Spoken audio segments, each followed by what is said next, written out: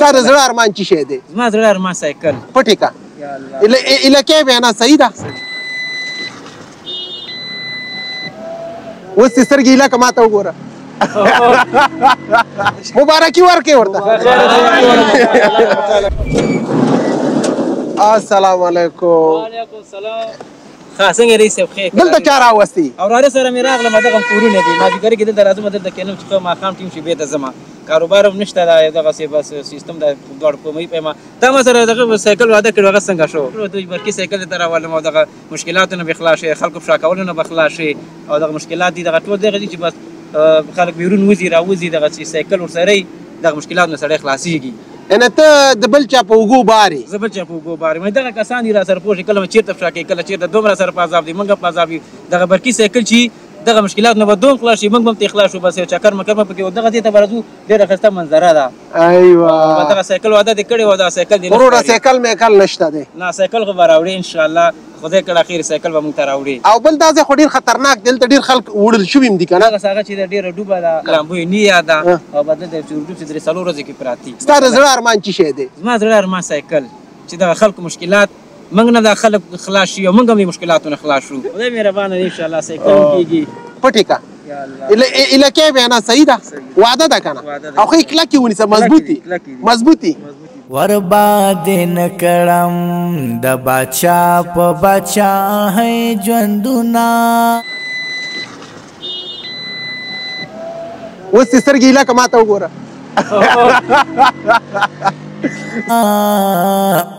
ډېر مې خوښېږي په والله د ملنګۍ ژوندونه ډېر مې خوښېږي په والله د ملنګۍ ژوندونه وربادې نه یا الله پاک ودګاره چې چا دغه کومک کړی چا ځاب عذاب کړی څنګه لړزېږي؟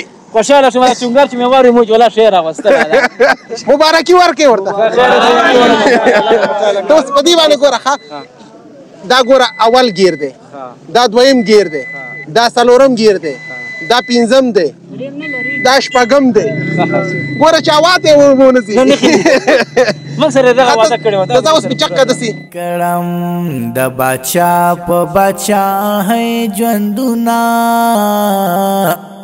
ډېر مې خوښېږي په ډېر خوشحاله یې که نه؟ ډېر زیات خوشحاله یم رئیس صاحب الله دې جنت فردوس درکړي ټول مسلمانانو. زما ورور ته دعا کوه چې په جاپان کې هغه تجار دی هغې درته رالېږلی چا اخیستی رب العالمین د اجرونه ورته ورکړي په مال برکت په کاروبار برکت هر شي باندې برکت. اوس احتیاجي نه خلاص شوي؟ بس بیخي خلاص شو. کومه سې خلاص شو؟ ته خو وایې احتیاجي بس دغه احتیاجي نه خلاص شو چې خلکو فشا کول نه خلاص شو ګاډی پیدا شو.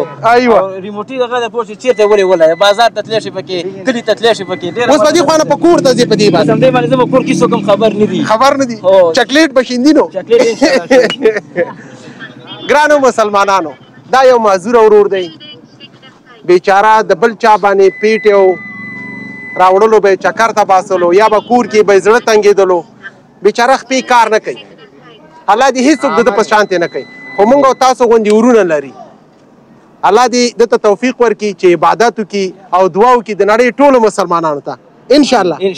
ایوه دا وه د نن ورځې خپرونه تر بلې خپرونې ستاسو په درانه خدمت کې حاضرېږم ښه وخت سلام علیکم.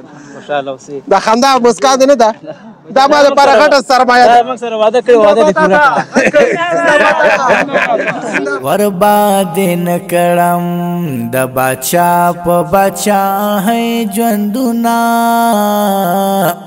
ډېر مې خوښېږي په والله د ملنګۍ ژوندونه ډېر مې خوښېږي په والله د ملنګۍ ژوندونه